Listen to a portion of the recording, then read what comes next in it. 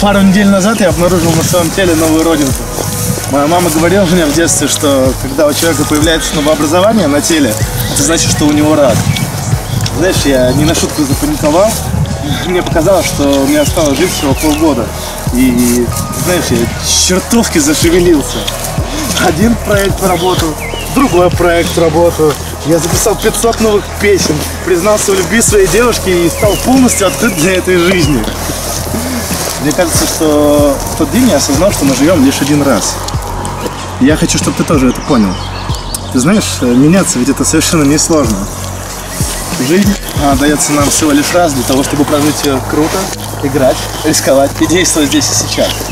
В эту субботу в 18:00 станция метро Электросила. Я рехнулся, я арендовал огромный театр, чтобы со сцены этого театра рассказать тебе про то, как за последний год я стал миллионером. Мне 23, меня зовут Бривас Артем. И я хочу, чтобы ты зарядился моей энергией.